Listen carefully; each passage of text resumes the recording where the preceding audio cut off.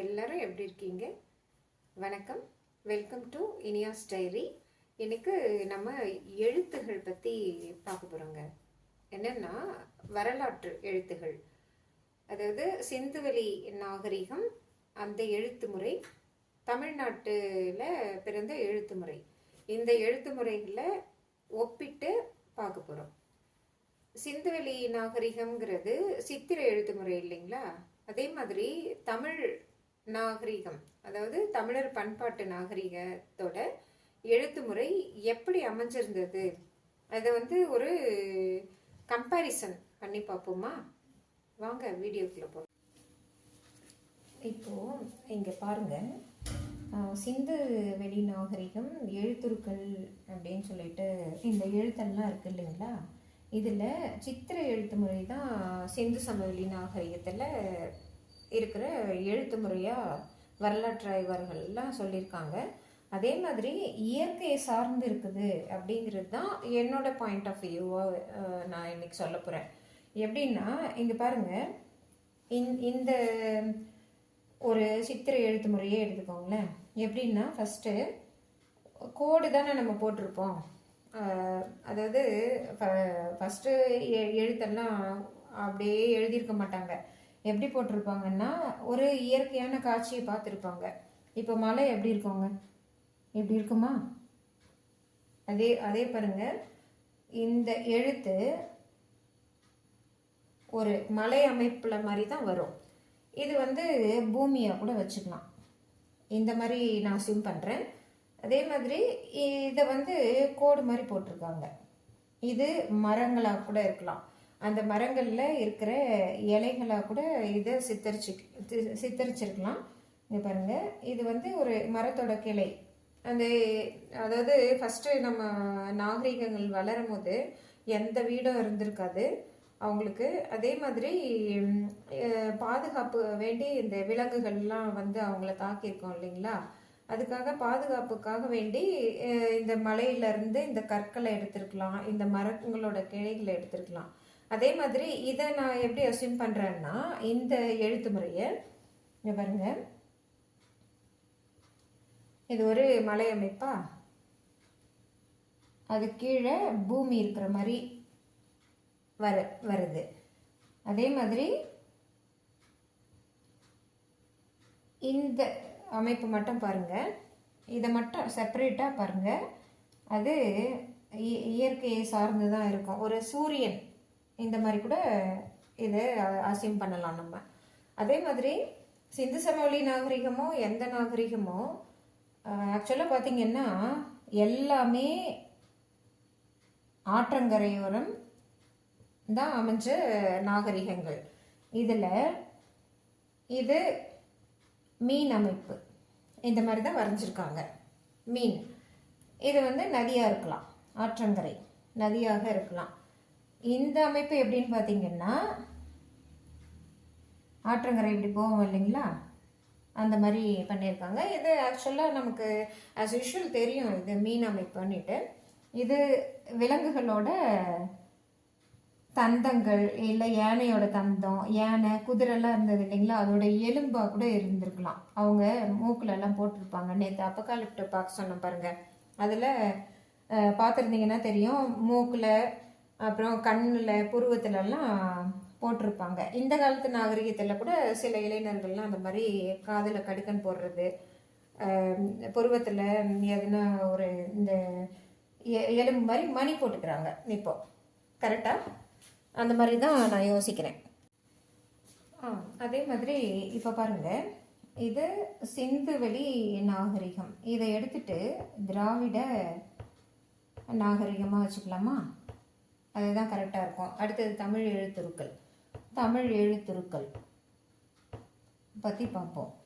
இதில் பார்த்தீங்கன்னா இந்த சித்திர எழுத்து முறைங்கிறது அப்படியே மருவி இருக்கும். ஏன்னா தமிழ் திராவிட எழுத்துகள் இந்த சித்திர எழுத்துகளுக்கும் நிறைய டிஃப்ரென்ஸ் இருக்கும். அந்த டிஃப்ரென்சஸையும் பார்ப்போம். இப்போது இயற்கை அப்படிங்கிறது ஒரு நாகரிகம், வளர்ச்சி அடைந்த நாகரிகம்.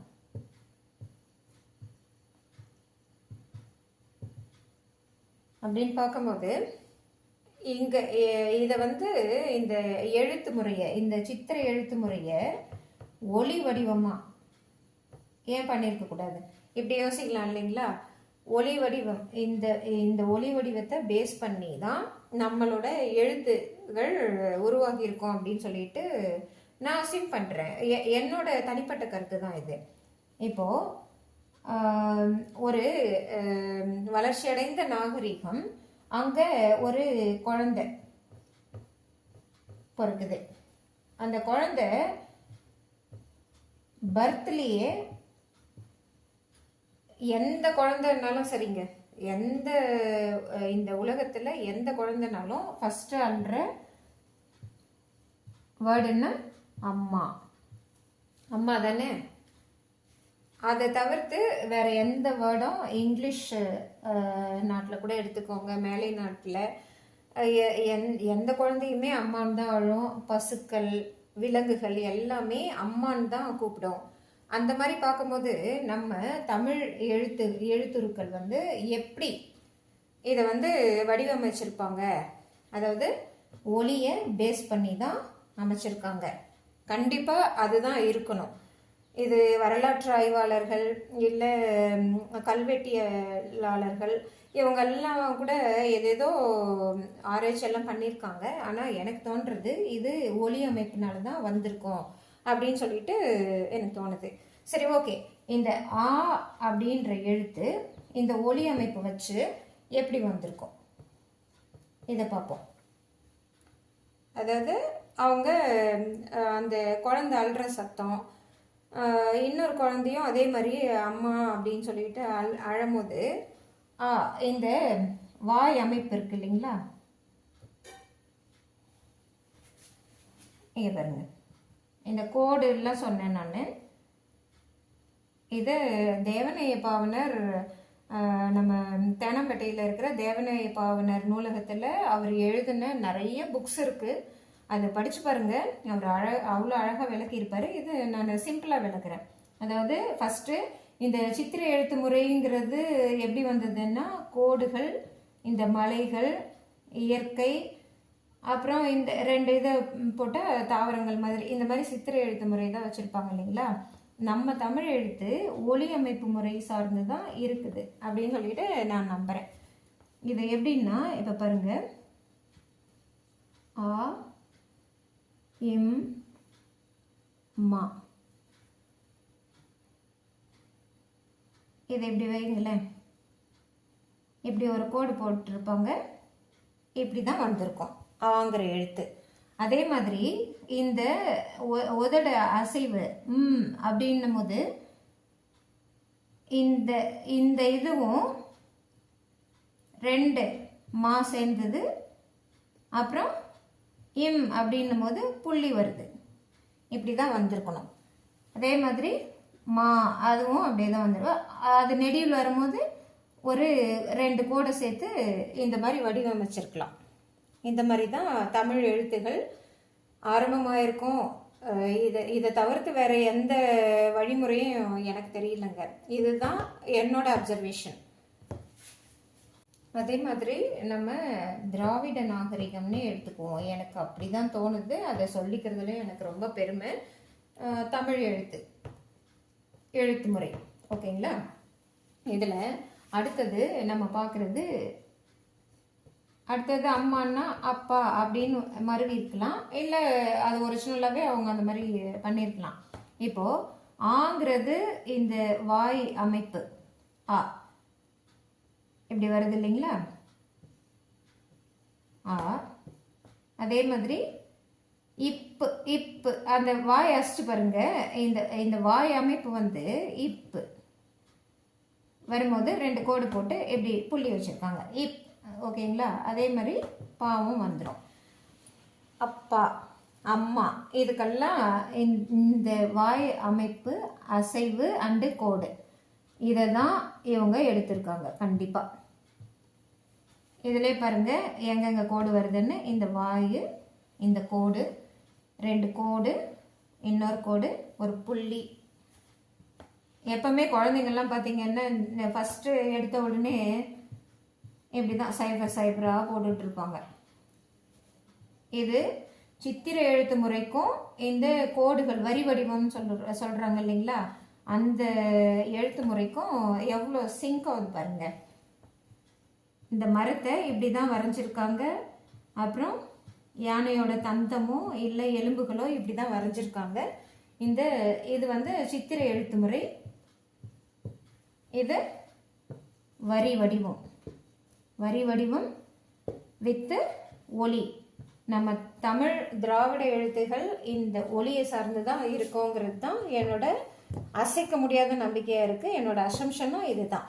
அடுத்த உயிரெழுத்து என்னங்க? இ அண்டு இ. அந்த வாய் அசைவை வச்சு இதில் பார்க்கலாம். இதை பாருங்க, இ அப்படிங்கிறது சிரிப்பு சார்ந்தது. ஈ அப்படின்னா அப்படியே விரியும் இல்லைங்களா, இதை தான் 2 இதுவாக போட்டிருக்காங்கன்னு நினைக்கிறேன். பாருங்க, இந்த மாதிரி தான் இந்த வரி வடிவங்கள்லாம் கண்டிப்பாக வந்திருக்கிறதுக்கு வாய்ப்பு இருக்கு. அதே மாதிரி ஊங்கிறது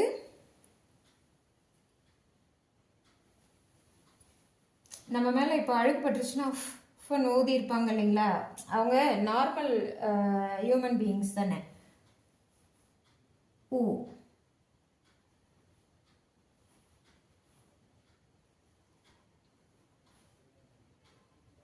இப்படி வாயை குமிச்சிருக்கலாம்,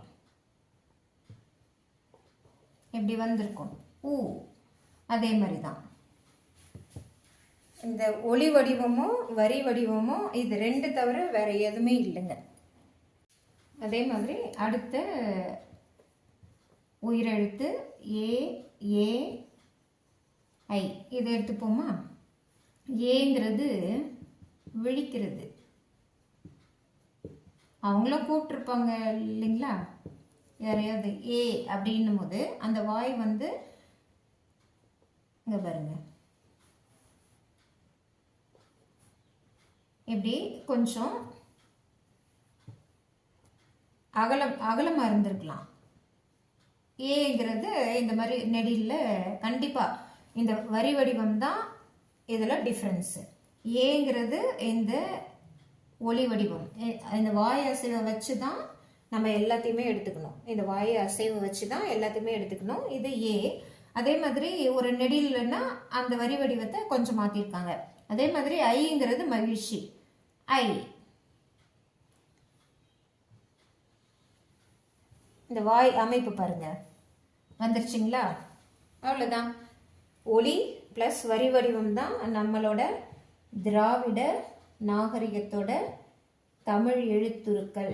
இதில் எந்த சந்தேகமும் நமக்கு வேண்டாம். இதை பொறுத்து தான் நமக்கு அக்கு கூட வடிவமைச்சிருக்காங்க கண்டிப்பாக. சிம்பிளாக நம்ம பார்த்துருவோமா இந்த 2 நாகரிகத்தோட எழுத்து முறையை? சிந்து சமவெளி நாகரிகம்ங்கிறது ஒன்றும் இல்லை, சித்திர முறை எழுத்துகள் தான். அந்த சித்திர எழுத்துகள் முறை வந்து இயற்கையை சார்ந்து தான் இருந்திருக்கு கண்டிப்பாக. இயற்கைன்னா மலைகள், அதே மாதிரி விலங்குகளோட எலும்புகள், அந்த 6 பகுதி இருந்திருக்கு இல்லைங்களா, அப்பெல்லாம் 6 கூட வரைஞ்சி வச்சுருக்காங்க. மீன்களை வரைஞ்சி வச்சுருக்காங்க. அதே மாதிரி இது கற்களாக இருக்கலாம், இதை பிடிக்கிறதுக்கான ஒரு துளையாக கூட இருந்திருக்கலாம். இந்த மாதிரி தான் 3D அமைப்பில் பார்த்தீங்கன்னா இந்த மாதிரி தான் இருக்கும். நிறைய இமேஜஸ் எல்லாம் இருக்குது 3D அமைப்பில். அந்த மாதிரி தான் வரும். இந்த மலைகள், மீன்கள், ஆறுகள், அப்புறம் கற்கள், இந்த இயற்கையை சார்ந்து தான் இவங்களோட எழுத்து முறை இருந்திருக்கு. அதே மாதிரி திராவிட நாகரிகத்தோட எழுத்துகள், அதாவது முக்கியமாக நம்ம தமிழ் எழுத்து பார்த்தோம்னா ஒலி அமைப்பு, நம்ம வாய் அசைக்கிறோம் இல்லைங்களா, அந்த எழுத்து முறையும் வரி வடிவத்தில் ஒரு கோடும் ஒரு ஜீரோஸும். இது இந்த காலத்தில் பார்த்தீங்கன்னா இது எலக்ட்ரானிக்ஸ் கூட ரொம்ப ரிலேட்டடாக லிங்க் ஆகிருக்கும். 0s and 1s தான் எலக்ட்ரானிக்ஸே. அதே மாதிரி பார்த்தீங்கன்னா இ இப்படி போடுவாங்க, ஆ இப்படி போடுவாங்க இந்த வாய் அமைப்பு வச்சு. ஓகேங்களா? அதே மாதிரி 2 கோடு எழுத்து இ அப்படிங்கிறதும் வரும். இந்த மெய்யெழுத்துகளும் இந்த உயிரெழுத்துகளும் பார்த்தீங்கன்னா இந்த 2 வரி வடிவத்தையும் இந்த வாயமைப்பு ஒலி அமைப்பை தவிர வேற எதுவுமே கிடையாதுங்க. இப்போ நல்லா புரிஞ்சிருக்கோம்னு நினைக்கிறேன். சிந்துவெளி நாகரிகம் சித்திர எழுத்து முறை இயற்கை சார்ந்தது. அதே மாதிரி திராவிட நாகரிகத்தோட தமிழ் எழுத்து முறை ஒலி பிளஸ் வரி வடிவம். இது வந்து சித்திரம் பிளஸ் இயற்கை, இது வந்து ஒலி பிளஸ் வரி வடிவம். இப்போ நம்ம இதுல என்ன பார்க்கணும்னா, நம்ம தமிழ்நாடு அரசு இப்போ அறிவிச்சிருக்காங்க இல்லைங்களா, இந்த சிந்து சமவெளி நாகரிகத்தோட எழுத்து முறை சித்திரம் பிளஸ் இயற்கை இணைந்த இந்த எழுத்து முறையும் திராவிட நாகரிகத்தினுடைய தமிழ் எழுத்து ஒலி பிளஸ் வரி வடிவம், இது இந்த 2க்கும் உள்ள ஒற்றுமை என்னன்னு சொல்லிட்டு கேட்குறாங்க. இந்த 2 எழுத்து முறைக்கும் ஒரு ஒற்றுமை என்னன்னு கேட்குறாங்க. ஆக்சுவலா சிந்து சமவெளி நாகரிகம் பலுச்சிஸ்தான்ங்கிற ஒரு பாகிஸ்தான்ல சேர்ந்த ஒரு பகுதியும், சிந்து அதாவது சிந்துன்னு சொல்லிட்டு ஒரு ராவி பிஎஸ் இந்த நதிக்கரையெல்லாம் கேள்விப்பட்டிருப்போம் இல்லைங்களா, இந்த இடத்துல ஆரம்பிச்சது தான் இந்த சிந்து சமவெளி நாகரிகம் சித்திரம் பிளஸ் இயற்கை எழுத்து முறை. அதே நம்ம திராவிட நாகரிகம் பார்த்தீங்கன்னா இங்க ஆரம்பிக்குது தமிழ் எழுத்து முறை. இங்க பற்றொளி ஆறு அப்படின்னு சொல்லிட்டோம் ஒன்று இருந்தது, அதுவும் கொஞ்சம் ஞாபகத்தில் வச்சுக்கோங்க. இந்த எழுத்து முறைக்கும் இந்த எழுத்து முறைக்கும் உள்ள ஒற்றுமையை தான் தமிழ்நாடு அரசு கேட்குறாங்க. இது ஒரு அப்சர்வேஷன் இல்லாமல் நம்ம என்னமே பண்ண முடியாது. இந்த டைம் லைன் எடுத்துக்கிட்டிங்கன்னா ஃபர்ஸ்ட் இண்டஸ் வேலி சிவிலைசேஷன், அடுத்தது வேதிக் பீரியட் வரும். இதில் பார்த்தீங்கன்னா சித்திரம் ப்ளஸ் இயற்கை தான் வரும். இதில் வேதங்களை அதாவது சான்ஸ்கிரிட் எழுத்து முறையை கொண்டு உருவாக்கியிருப்பாங்க. அடுத்தது பார்த்தீங்கன்னா மயூரியன் பீரியடு, மௌரிய வம்சம். அவங்க எப்படி எழுதியிருப்பாங்க, அவங்களும் அந்த சான்ஸ்கிரிட் முறையை பின்பற்றி தான் எழுதியிருந்திருப்பாங்க. ஆனால் கொஞ்சம் வளர்ச்சி அடைந்திருக்கும். இதை தான் நம்ம அப்சர்வ் பண்ணணும். அடுத்தது குப்தர்கள் காலம் வந்து இந்த பொற்காலம்னு சொல்லுவாங்க. குப்தர்கள் அந்த பைசாலெல்லாம் பார்த்தீங்கன்னா குப்தர்களோட உருவம்லாம் பொறிச்சிருப்பாங்க. அதே மாதிரி தான் இங்கேயும், அதாவது டெரகாட்டா அப்படின்னு சொல்லிட்டு ஒரு வணிக முறையை பயன்படுத்தியிருப்பாங்க. இதெல்லாம் கொஞ்சம் கொஞ்சமாக நாகரிகங்கள் வளர்ந்து வந்தது தான் இந்த டைம் லைன்னு சொல்கிறது. இண்டஸ் வேலி சிவிலைசேஷன், வேதிக்கு, மௌரியர்கள், குப்தர்கள், இவங்களுக்கும் இங்கே இருக்கிற திராவிட நாகரிகத்துக்கும் என்ன தொடர்பு? அடுத்தது யார் வந்தாங்க? சோழர்களில் பார்த்தீங்கன்னா சில வடநாட்டு இங்கே இருந்தாங்க. சில வடநாட்டு அரசர்கள் வந்து சோழர்களுக்கு பெண் கொடுத்துருக்காங்க. இங்கே தமிழ்நாட்டில் இருந்த சோழர்களுக்கு பெண் கொடுத்துருக்காங்க. அப்போது இந்த எழுத்து முறையும் அவங்கள சார்ந்து இங்கே வந்திருக்கலாம், இல்லை இங்கேருந்து தான் போயிருக்கலாம் அப்படிங்கிற கன்க்ளூஷனுக்கு நம்ம வந்துடுறோமா? கண்டிப்பாக நான் என்ன சொல்கிறேன்னா, என்னோட அப்சர்வேஷனில் திராவிட மொழி தான் மூத்த மொழி, ஆதி மொழின்னு சொல்லிட்டு இருக்கோம். இங்கேருந்து தான் இவங்களுக்கெல்லாம் பரவி இருக்கிறதுக்கு வாய்ப்பு இருக்குது. இதுதான் நர்ஷல். அதாவது திராவிட மொழி தான் எல்லா மொழிகளுக்குமே தாய்மொழி. இது அடுத்த வீடியோவில் பார்ப்போங்க. கண்டிப்பாக நான் சொல்கிறேன் இது எப்படி வந்திருக்கோன்னு சொல்லிட்டு. இது யாருமே இந்த மாதிரி ஈஸியாக சொல்லியிருக்கிறதுக்கு வாய்ப்பு இல்லை. இது என்னோட பர்சனல் ஒப்பீனியன், பர்சனல் அப்சர்வேஷன். ஆக்சுவலாக என்னோட அப்பா பேர் ஆண்டி. அவர் என்னை கல்வெட்டியல் தான் படிக்க சொன்னார். ஆனால் என்னால் படிக்க முடியல.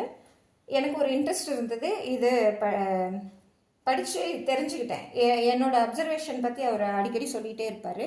அதே மாதிரி இந்த எழுத்து வடிவங்கள்லாம் நம்ம பார்த்துட்டோம். அந்த எழுத்துக்களை சேர்த்துன 2 வார்த்தைகள் பற்றி நாளைக்கு நான் சொல்கிறேன். ஆண்டி அண்டு சண்டி. இதை யோசிச்சு வைங்க, அப்சர்வ் யார் பண்ணுறீங்கன்னு பார்க்கலாம். நாளைக்கு நான் சொல்கிறேன், கண்டிப்பாக சொல்கிறேன். ஓகே. தேங்க்யூ.